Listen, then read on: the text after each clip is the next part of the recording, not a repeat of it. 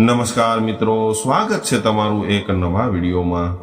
મિત્રો, જ્યાં સુધી માણસ માટી સાથે જોડાયેલો રહે છે ત્યાં સુધી એના સંસ્કારો જીવંત રહે છે, પરંતુ જ્યારે એ જ માટી સોનાના ભાવે વેચાવા લાગે ત્યારે સંબંધોના પાયા હલવા લાગે છે। આજના ભૌતિકવાદી યુગમાં જ્યાં પૈસાની ચમક સામે લોહીના સંબંધો ફીકા પડી જાય છે, ત્યાં એક દીકરીનો ત્યાગ પરિવારને વિખેરાતો કેવી રીતે બચાવે છે એની આ એક હૃદયસ્પર્શી કથા છે। પ્રકૃતિના ખોળે વસેલા એક નાનકડા ગામથી શરૂ થઈને 7 સમંદર પાર સુધી વિસ્તરેલી આ વાર્તા સંબંધોની ગરિમા અને પિતૃપ્રેમનું અદ્ભુત ઉદાહરણ પૂરું પાડે છે। દોસ્તો, મધ્ય ગુજરાતની સરહદે આવેલું કનકપુર ગામ એટલે જાણે પ્રકૃતિના ખોળે રમતું એક નાનકડું સ્વર્ગ હતું। આ ગામની ચારેય તરફ લીલાછમ ખેતરો હતા, વહેતી નદીઓ હતી। કનકપુરના લોકો માટે કનકપુરની જમીન એ માત્ર માટીનો ઢગલો નહોતી, પરંતુ જગતનો તાત ગણાતા ખેડૂતો માટે એ જીવથી પણ વહાલી સાક્ષાત દેવી અન્નપૂર્ણા હતી। આ જ ગામમાં રહેતા હતા હરિરામ બાપા, જેમને આખું ગામ હરિબાપા કહીને માન આપતું હતું। આશરે 70 વર્ષની ઉંમર, માથે થોડી પાઘડી, ચહેરા પર અડગ પ્રમાણિકતાનું તેજ અને આંખોમાં અમીરાત ધરાવતા હરિબાપાએ જુવાનીમાં અસાધ્ય મજૂરી કરી હતી। શરૂઆતમાં એમની પાસે માત્ર 5 વીઘા જમીન હતી, પરંતુ રાત દિવસનો ભેદ ભૂલીને એમણે અને એમના સ્વર્ગસ્થ પત્ની જશોદાબાએ લોહીનું પાણી કર્યું હતું। જેઠ મહિનાના ધગધગતા બપોરે જ્યારે સીમમાં લૂ ફૂંકાતી હોય ત્યારે હરિબાપા ખુલ્લા પગે બળદો પાછળ હળ હાંકતા અને શિયાળાની થીજવી દેતી રાતોમાં જ્યારે પાણીમાં આંગળી બોળતા જ લોહી જામી જાય ત્યારે તેઓ કૂવા પરથી ધોરિયા સાફ કરતા। આ કાળી મજૂરીનું જ પરિણામ હતું કે આજે એમની પાસે હાઈવેને અડીને આવેલી 55 વીઘા ફળદ્રુપ્ત જમીન હતી, જે હરિબાપા માટે એમનું ગૌરવ અને પૂર્વજોની ધરોહર સમાન હતી। હરિબાપાના સંસારમાં 4 સંતાનો હતા, જેમાં 3 દીકરા અને એક સૌથી નાની દીકરી હતી। મોટો દીકરો લાલજી શરીરથી મજબૂત અને ખેતીના કામમાં હોશિયાર હતો, પરંતુ મનનો ભારે અહંકારી હતો અને પિતા પછી આખા ઘરનો મુખી પોતાને જ માનતો હતો। વચલો દીકરો મણીલાલ ભણવામાં હોશિયાર હતો, પણ અત્યંત લોભી અને ગણતરીબાજ હતો, જેના મગજમાં કઈ જમીન ક્યારે વેચવી અને ક્યાંથી નફો કરવો એ જ ગણતરીઓ ચાલતી હતી। નાનો દીકરો સુખદેવ સ્વભાવે સાવ ભોળો અને સીધો હતો, એટલે એ એના મોટા ભાઈઓ જેમ કહે એમ હાયે હા કરતો।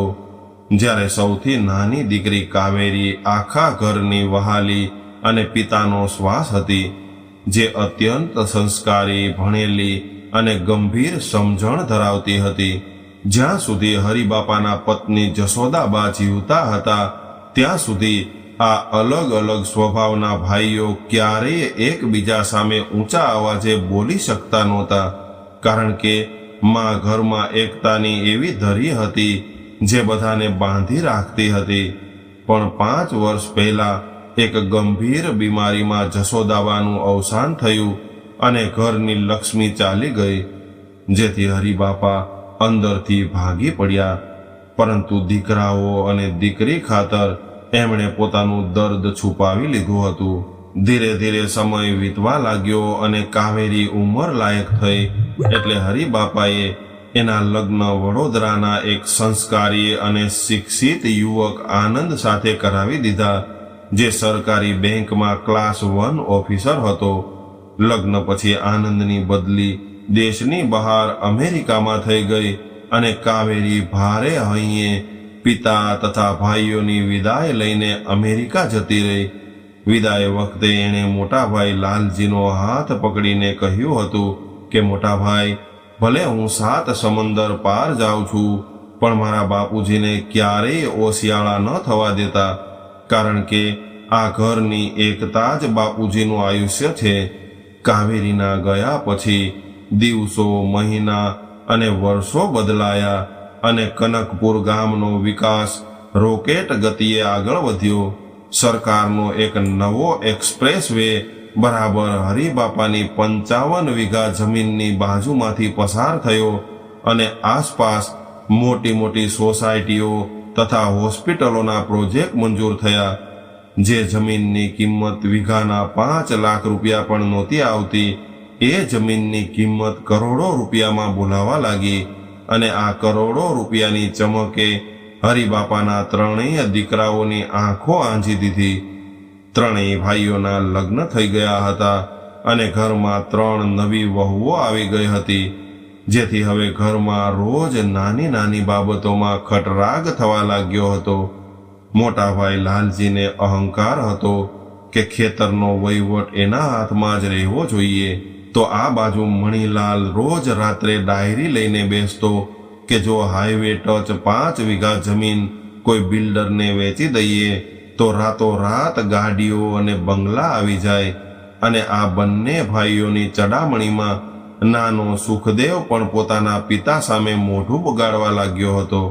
એક દિવસ ચોમાસાની શરૂઆતમાં કયા ખેતરમાં કયો પાક લેવો એ બાબતે લાલજી અને મણીલાલ વચ્ચે આંગણામાં જ જાહેર ઝઘડો થઈ ગયો, જેમાં લાલજીએ ત્રાડ પાડીને એવું કહ્યું કે આ વખતે આખી જમીનમાં કપાસ વાવવાનો છે અને હું મોટો છું એટલે મારો નિર્ણય આખરી રહેશે.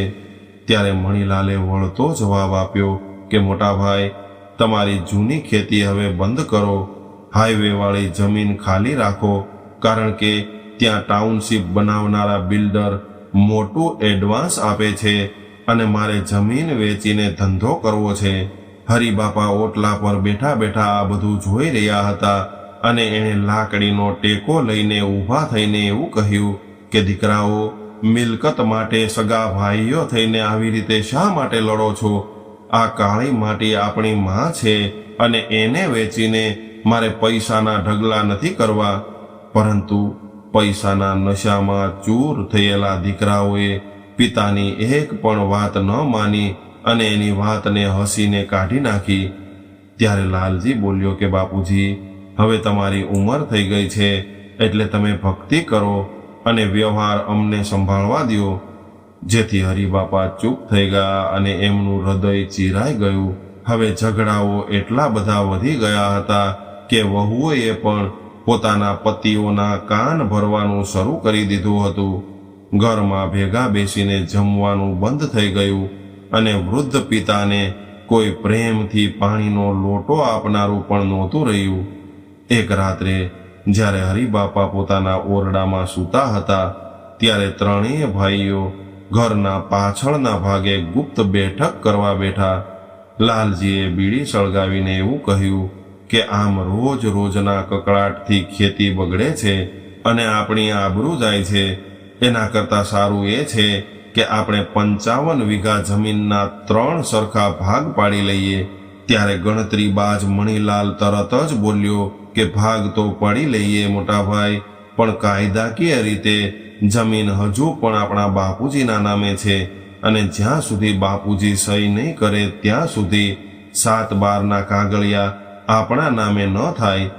જ્યારે બાપુજી જીવતા જીવ જમીન વેચવા કે ભાગ પાડવા તૈયાર નથી, ત્યારે નાનો સુખદેવ બોલ્યો કે અરે ભાઈઓ, આપણે ભાગ તો પાડી લઈશું, પરંતુ કાવેરીબેનનું શું થશે? કાયદાકીય રીતે કાવેરીબેન પણ આમાં ભાગ લેવાની હકદાર છે. આવું સાંભળીને લાલજી ગુસ્સો કરીને ધૂણવા લાગ્યો અને ગુસ્સો કરીને કહેવા લાગ્યો કે અરે, કાવેરી તો અમેરિકામાં ડોલર કમાય છે, એને આપણા ગામડાની જમીનની શું જરૂર છે? અને કદાચ આપણે એને ચોથો ભાગ આપશું તો કારણ વગરની આપણી વડીલોની કરોડોની જમીન પારકા ઘરના હાથમાં જતી રહેશે. એથી કાગળિયામાંથી કાવેરીનું નામ જ ગાયબ કરી દેવું પડશે અને વકીલ સાથે વાત કરીને થોડા રૂપિયા ખવડાવીને આપણે ત્રણેય ભાઈઓ જ વારસદાર બની જઈશું. ત્યારે સુખદેવે કહ્યું કે ભાઈ, પરંતુ બાપુજી સહી નહીં કરે તો શું થશે? ત્યારે મણીલાલે પોતાના મગજનો સૌથી ઝેરીલો પ્લાન બહાર કાઢીને આજુબાજુમાં જોઈને ધીમા અવાજે એવું કહ્યું કે એનો પણ ઈલાજ મારી પાસે છે. વડોદરાની બહાર એક મોટો અને આધુનિક વૃદ્ધાશ્રમ છે, જ્યાં આપણે બાપુજીને કહીશું કે તમારી તબિયત સારી નથી રહેતી અને ઘરમાં રોજ ઝઘડા થાય છે, એટલે તમને શાંતિ માટે થોડા દિવસ ત્યાં રાખવા પડશે. એકવાર બાપુજી ત્યાં ગોઠવાઈ જાય પછી વકીલને ત્યાં જ લઈને બીમારીનું બહાનું કાઢીને બધી જ જમીનના કાગળો પર અંગૂઠો કે સહી કરાવી લઈશું અને પછી જમીન આપણી થઈ જશે.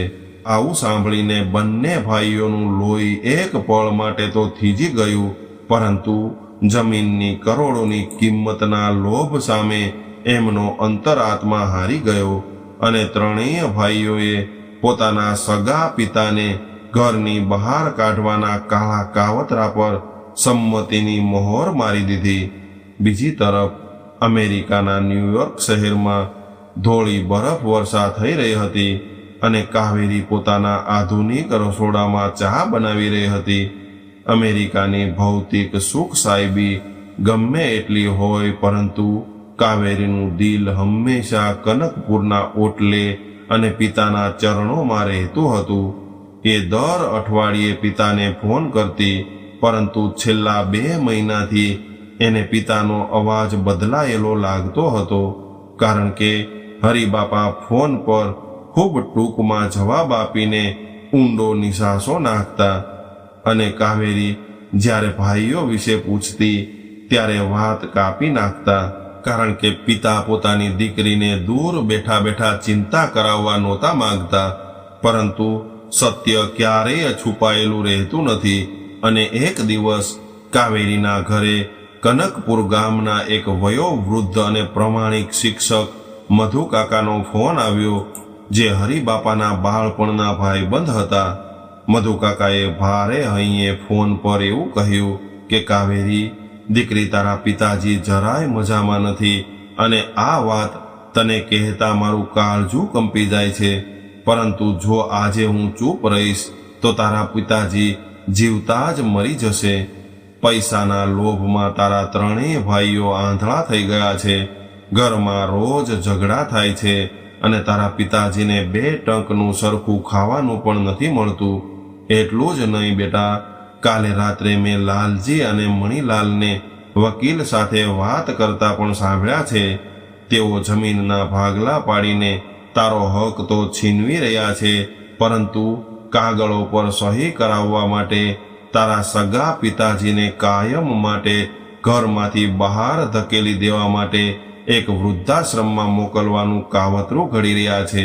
આવું સાંભળતા જ કાવેરીના હાથમાંથી ફોન છટકી ગયો.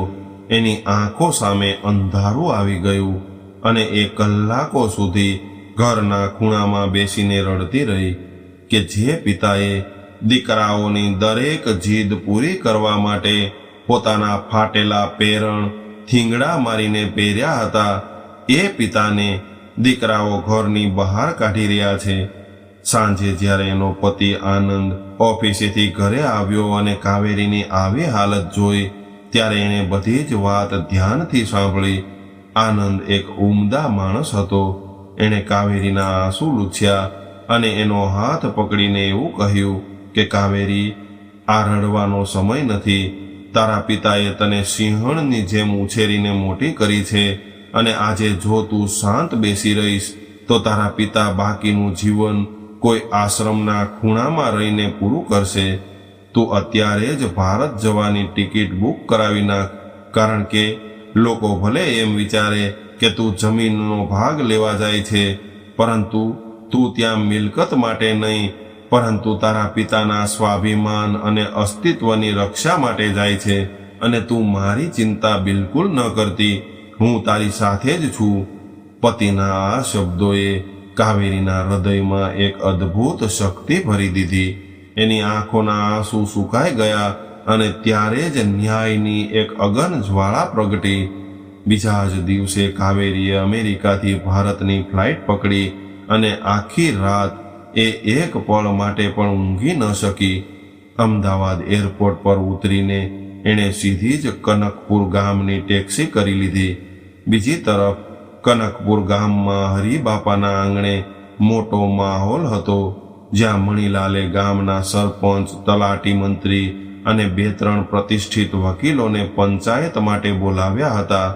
હરિબાપાને ઘરના ઓટલે ખાટલામાં બેસાડવામાં આવ્યા હતા અને એમના ચહેરા પર જીવતે જીવ મરવા જેવી લાચારી હતી અને એમની આંખોમાંથી ચોધાર આંસુ વહી રહ્યા હતા. લાલજીએ સરપંચ સામે કાગળો મૂકીને એવું કહ્યું કે સરપંચ સાહેબ, આ 55 વીઘા જમીનના 3 સરખા ભાગ પાડી દો. અમે ત્રણેય ભાઈઓ હવે અલગ થઈને ખેતી કરશું અને બાપુજીની તબિયત ખરાબ રહે છે, એટલે કાલે સવારે જ ગાડી આવીને એમને સારવાર માટે શહેરમાં લઈ જશે, જેમાં તેઓ વૃદ્ધાશ્રમનું નામ છુપાવી રહ્યા હતા. ત્યારબાદ તલાટીએ 7/12ના ઉતારા કાઢ્યા અને લાલજીના હાથમાં આપીને હરિબાપા તરફ ઈશારો કર્યો કે બાપુજી, અહીં સહી અથવા અંગૂઠો કરો એટલે કાયદેસર ભાગલા પડી જાય. ત્યારે હરિબાપા ધ્રુજતા હાથે પેન પકડવા જઈ રહ્યા હતા અને એમની આંખોમાંથી આંસુનું એક ટીપું બરાબર કાગળ પર પડ્યું. બરાબર એ જ સેકન્ડે ગામના રસ્તા પર ધૂળની ડમરીઓ ઉડતી એક ટેક્સી હરિબાપાની ડેલીની બહાર આવીને ઊભી રહી ગઈ.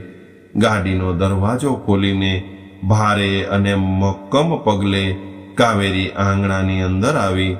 કાવેરીને અચાનક પોતાની સામે જોઈને ત્રણેય ભાઈઓના પગ નીચેથી જમીન સરકી ગઈ અને લાલજીના હાથમાંથી પેન નીચે પડી ગઈ તથા મણીલાલનો ચહેરો ફીકો પડી ગયો, કારણ કે એમણે સપનામાં પણ નહોતું વિચાર્યું કે અમેરિકામાં રહેતી એમની નાની બહેન આમ અચાનક આવી જશે. હરિબાપાના આંગણામાં આવતા જ કાવેરીએ બૂમ પાડી કે ઊભા રહેજો તલાટી સાહેબ. કાવેરીનો અવાજ આખા આંગણામાં સિંહની ગર્જનાની જેમ ગૂંજી ઉઠ્યો અને એ સીધી જ પંચની વચ્ચે આવીને ઊભી રહી ગઈ. ત્યારે હરિબાપાએ પોતાની લાડકી દીકરીને એની સામે જોઈને એવું કહ્યું કે મારી દીકરી કાવેરી, અને તેઓ ખાટલા પરથી ઊભા થઈને દીકરીને ગળે વળગી ગયા, જે જોઈને આખું ગામ ચોંકી ગયું. કાવેરીએ પિતાના આંસુ લૂછ્યા, એમને ખાટલા પર બેસાડ્યા અને પછી પોતાના ભાઈઓ તરફ ફરી, જે જોઈને લાલજી પોતાની જાતને સંભાળતા કઠોર અવાજે એવું બોલ્યો કે કાવેરી, તું તો વિદેશમાં રહે છે ને, તારે વળી આ ગામડાની માટી અને જમીનનું શું કામ છે? અને આ સમયમાં દીકરીઓ થોડો જમીનમાં ભાગ માગે છે? ત્યારે મણીલાલે પણ સૂરમાં સૂર પુરાવ્યો કે હા, જો તને ભાગ આપશું તો જમીન બહારના લોકોના હાથમાં જશે. તારે પૈસા જોઈતા હોય તો અમે ભાઈઓ આપી દઈએ, પરંતુ જમીનમાં નામ નહીં ચડે. ત્યારે જ પંચમાં બેસેલા મોભી વડીલ મધુકાકા ઊભા થયા અને એમણે લાકડી પછાડીને એવું કહ્યું કે લાલજી, મણીલાલ, બંધ કરો તમારી આ વાતો. કાયદો અને ધર્મ બંને સરખા છે અને હિન્દુ વારસા ધારા મુજબ દીકરીનો પિતાની મિલકતમાં દીકરા જેટલો જ સમાન અધિકાર છે. તેથી જો કાવેરી પોતાનો હક માંગશે તો જમીનના 3 નહીં પરંતુ 4 ભાગ કરવા પડશે. આ સાંભળીને ત્રણેય ભાઈઓ ધૂંધવાઈ ગયા, કારણ કે એમને એવું લાગ્યું કે હવે એમની કરોડોની જમીનનો એક મોટો હિસ્સો કાવેરી લઈ જશે. ત્યારબાદ કાવેરીએ શાંતિથી તલાટી સાહેબ સામે જોઈને એવું કહ્યું કે તલાટી સાહેબ, કાયદા મુજબ મારો જે 4થો ભાગ થાય છે એ કાગળ પર નોંધી દો અને મારું નામ વારસદાર તરીકે 7/12ના ઉતારામાં ચડાવી દો.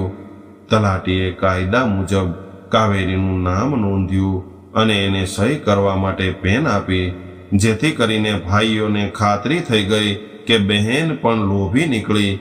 પરંતુ સહી કરતા પહેલા કાવેરીએ જે કર્યું એણે કનકપુર ગામના ઇતિહાસમાં સુવર્ણ અક્ષરે નામ લખાવી દીધું. કાવેરીએ કાગળ હાથમાં લઈને પંચ અને પોતાના ભાઈઓ સામે કાગળ ફેંકીને એવું કહ્યું કે મેં મારો હક એટલા માટે નોંધાવ્યો છે કારણ કે આ જમીન પર મારા પિતા જેટલો જ મારો પણ જન્મસિદ્ધ અધિકાર છે. પરંતુ તમે કાન ખોલીને સાંભળી લ્યો, હું મારા હકની આ આખી 14 વીઘા જમીન આજે જ આ જ પળે મારા પૂજ્ય પિતા હરિરામ બાપાના નામે આજીવન માટે સમર્પિત કરું છું. આ જમીન હવે માત્ર ને માત્ર બાપુજીની રહેશે અને જ્યાં સુધી બાપુજીના શરીરમાં છેલ્લો શ્વાસ છે ત્યાં સુધી આ જમીનના માલિક એ પોતે જ રહેશે. તેઓ કોઈ પણ વ્યક્તિના ઓશિયાળા થઈને જીવન નહીં જીવે. કાવેરી અહીં જ ન અટકી. એણે પોતાના ભાઈઓની આંખોમાં આંખ પરોવીને એમના પાપનો પર્દાફાશ કરતા કડક શબ્દોમાં એવું કહ્યું કે મોટા ભાઈ મણીલાલ, મને બધી ખબર છે કે તમે બાપુજીને કાલે કઈ ગાડીમાં બેસાડીને ક્યાં મોકલવાના હતા. જે પિતાએ તમને આંગળી પકડીને ચાલતા શીખવ્યું, જેણે પોતાની જુવાની આ કાળી માટીમાં હોમી દીધી જેથી કરીને તમે સારા કપડાં પહેરી શકો, એ બાપને તમે વૃદ્ધાશ્રમની 4 દિવાલોમાં સડવા મોકલતા હતા. શરમ આવવી જોઈએ તમને ત્રણેયને. તમારા લોહી પર તમને ગર્વ હોવો જોઈએ. એના બદલે તમે તમારા સગા બાપને વૃદ્ધાશ્રમમાં મૂકવા જાઓ છો. કાવેરીએ પંચ સામે હાથ જોડીને આગળ એવું કહ્યું કે સરપંચ સાહેબ, હું આજે આખા ગામની હાજરીમાં પ્રતિજ્ઞા લઉં છું કે કાવેરી હજુ જીવતી છે અને હું દર મહિને અમેરિકાથી બાપુજીના બેંક ખાતામાં એટલા પૈસા જમા કરાવીશ કે બાપુજીને આ 3માંથી એકેય દીકરા સામે હાથ લાંબો ન કરવો પડે. કારણ કે પિતાની સેવા કરવી એ માત્ર દીકરાઓની જાગીર નથી હોતી, પરંતુ દીકરીની પણ ફરજ બને છે. આવું સાંભળીને ગામના લોકોની આંખો ભીની થઈ ગઈ અને સરપંચ પોતાની ખુરશી પરથી ઊભા થઈને કહેવા લાગ્યા કે ધન્ય છે હરિબાપા, આવી દીકરી તો કોઈ પુણ્યશાળી વ્યક્તિના ઘરે જ અવતરે છે, જેણે કરોડોની મિલકતને ઠોકર મારીને બાપની આબરૂ અને સંસ્કાર બચાવી લીધા. ત્રણેય ભાઈઓનો અહંકાર, લોભ અને ચાલાકી કાવેરીના આ નિસ્વાર્થ પ્રેમ અને ત્યાગ સામે કાચની જેમ તૂટીને ચકનાચૂર થઈ ગયા. આ ઘટનાને 6 મહિના વીતી ગયા અને કાવેરી પિતાની તમામ વ્યવસ્થા કરીને પાછી અમેરિકા જતી રહી. એણે કહ્યું હતું એ પ્રમાણે દર મહિનાની 1લી તારીખે હરિબાપાના ખાતામાં પૈસા જમા થઈ જતા અને હરિબાપા પોતાના ઘરમાં ખૂબ જ સન્માનભેર તથા મોજથી રહેતા હતા. ગામના લોકો રોજ સાંજે હરિબાપાના ઓટલે આવીને બેસતા અને આખા ગામમાં એક જ ચર્ચા થવા લાગી કે દીકરી હોય તો હરિબાપાની કાવેરી જેવી. બીજી તરફ ત્રણેય ભાઈઓનું જીવન નરક જેવું થઈ ગયું હતું, કારણ કે સમય જતા ગામના લોકોએ એમનો સામાજિક બહિષ્કાર જેવો માહોલ કરી દીધો હતો અને તેઓ જ્યારે પણ ગામના ચોરે જતા ત્યારે લોકો મોઢું ફેરવી લેતા અને કટાક્ષ કરતા કે જુઓ, આ એ જ શ્રવણો છે જે સગા બાપને વૃદ્ધાશ્રમમાં મૂકવા જઈ રહ્યા હતા. આ મેણા ટોણા ભાઈઓ માટે અસહ્ય બની ગયા અને પસ્તાવાનો અગ્નિ અંદર ને અંદર સળગવા લાગ્યો. મોટા ભાઈ લાલજીને રાત્રે ઊંઘ નહોતી આવતી અને એને પિતાના એ આંસુ યાદ આવતા જે કાગળ પર પડ્યા હતા. જ્યારે મણીલાલની નફા નુકસાનની બધી જ ગણતરીઓ હવે શૂન્ય થઈ ગઈ હતી અને એને સમજાઈ ગયું હતું કે પૈસાના લોભમાં એમણે વૃદ્ધાવસ્થાનો સહારો અને બહેનનો પ્રેમ બંને ગુમાવી દીધા છે. અને નાનો સુખદેવ તો રોજ રાત્રે પોતાની કાયરતા પર રડતો હતો. એક સાંજે ત્રણેય ભાઈઓ ઘરના ઓરડામાં ભેગા થયા અને આ વખતે કોઈના મનમાં લોભ નહોતો, પરંતુ પસ્તાવાની પરમ તડપ હતી. લાલજીએ રડતા રડતા એવું કહ્યું કે ભાઈઓ, હવે આ અહંકારમાં જીવવું નકામું છે. આપણે બાપુજીના ગુનેગાર છીએ. ત્રણેય ભાઈઓ ધીમા પગલે હરિબાપાના ઓટલે ગયા, જ્યાં હરિબાપા હાથમાં માળા લઈને ઈશ્વરનું સ્મરણ કરી રહ્યા હતા. અચાનક ત્રણેય દીકરાઓ એક સાથે આવીને પોતાના પગમાં પડી જતા જોઈને વૃદ્ધ પિતા ચોંકી ગયા. લાલજી પિતાના ચરણ પકડીને બાળકની જેમ રડી રહ્યો હતો અને એવું કહેતો હતો કે બાપુજી, અમને માફ કરી દો, અમારાથી ખૂબ મોટી ભૂલ થઈ ગઈ છે. પૈસાની લાલચે અમને આંધળા કરી દીધા હતા અને અમે ભૂલી ગયા હતા કે આ જમીન તમે અમારા માટે જ બનાવી હતી. મણીલાલ અને સુખદેવ પણ પિતાના પગમાં માથું મૂકીને ડૂસકા ભરવા લાગ્યા કે પિતાજી, અમને ઘરમાંથી ન કાઢો. અમારે જમીન નથી જોઈતી, પરંતુ અમારે અમારા પિતાજી જોઈએ છે, કારણ કે કાવેરીએ અમારી આંખો ખોલી દીધી છે. પોતાના કઠોર દીકરાઓને આમ સાચા હૃદયથી પસ્તાવો કરતા જોઈને હરિબાપાનું પિતૃ હૃદય પીગળી ગયું, કારણ કે આખરે તો એ પિતા હતા અને પિતાનો પ્રેમ દરિયા જેવો હોય છે, જે સંતાનોના ગમે એવા પાપને પોતાનામાં સમાવી લે છે. હરિબાપાએ ધ્રુજતા હાથે ત્રણેય દીકરાઓને બેઠા કર્યા અને ત્રણેયને પોતાની છાતીએ લગાવી લીધા, જેથી ઓટલા પર ચારેય બાપ દીકરાના આંસુ વહી રહ્યા હતા. પરંતુ આ આંસુ પસ્તાવા અને મિલનના પવિત્ર આંસુ હતા. હરિબાપાએ વહાલથી કહ્યું કે મારા દીકરાઓ, મને જમીનનો કોઈ મોહ નથી અને મારા માટે તો તમે બધા એક થઈને રહો એ જ મારી સાચી કમાણી છે. કારણ કે જમીનના ટુકડા તો કાલે બીજાના થશે, પરંતુ ભાઈઓનો પ્રેમ અને પરિવારની એકતા જો એકવાર તૂટી જાય તો ક્યારેય પાછી નથી મળતી. અને તમારી માં આજે સ્વર્ગમાંથી જોતી હશે તો એનો આત્મા કેટલો રાજી થતો હશે. મિત્રો, એ જ રાત્રે ત્રણેય ભાઈઓએ પિતાની બાજુમાં બેસીને અમેરિકા કાવેરીને ફોન કર્યો અને લાલજીએ ફોન પર ભારે અવાજે એવું કહ્યું કે કાવેરી, મારી લાડકી બહેન, તારા આ ગુનેગાર ભાઈને માફ કરી દેજે, કારણ કે જો તું તે દિવસે ન આવી હોત તો અમે જીવનભર નરકના ભાગીદાર બની ગયા હોત અને તે આજે અમારા પરિવારને તૂટતો બચાવી લીધો છે. સામે છેડેથી કાવેરીની આંખો પણ ભીની થઈ ગઈ અને એણે હસતા મુખે જવાબ આપ્યો કે મોટા ભાઈ, સવારનો ભૂલેલો જો સાંજે ઘરે પાછો આવે તો એને ભૂલેલો ન કહેવાય, અને મને તો મારો હસતો રમતો પરિવાર પાછો મળી ગયો છે.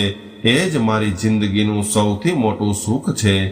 એ દિવસ પછી કનકપુર ગામના એ ઘરમાં ફરીથી જૂનો સોનેરી સમય પાછો આવી ગયો અને ત્રણેય ભાઈઓએ ફરીથી એક થઈને પિતાના માર્ગદર્શન હેઠળ કાળી માટીમાં મહેનત કરવાનું શરૂ કર્યું. હવે હરિબાપા ઓટલે એકલા નહોતા બેસતા, પરંતુ એમના પુત્રો દીકરાઓ એમની આસપાસ બેસીને વાતો કરતા હતા. આ વાર્તા કનકપુર અને એની આસપાસના સેંકડો ગામ માટે એક જીવંત સંદેશ બની ગઈ કે આજના ભૌતિકવાદી યુગમાં માણસ ગમે એટલો પૈસા પાછળ અંધ થાય, પરંતુ પરિવાર, લોહીના સંબંધો અને માતા પિતાના આશીર્વાદની કિંમત એની સામે હંમેશા અનંત ગણી વધારે હોય છે. તો મિત્રો, આજની વાર્તા તમને કેવી લાગી કોમેન્ટ કરીને જરૂર જણાવજો, અને પસંદ આવી હોય તો વિડીયોને લાઈક કરીને તમારા મિત્રો સાથે શેર કરજો, અને નવા મહેમાન હોય તો અમારી ચેનલને સબસ્ક્રાઇબ જરૂરથી કરજો. ફરી મળીએ એક નવી વાર્તા સાથે. ત્યાં સુધી બધા જ મિત્રોને જય શ્રી કૃષ્ણ. રાધે રાધે.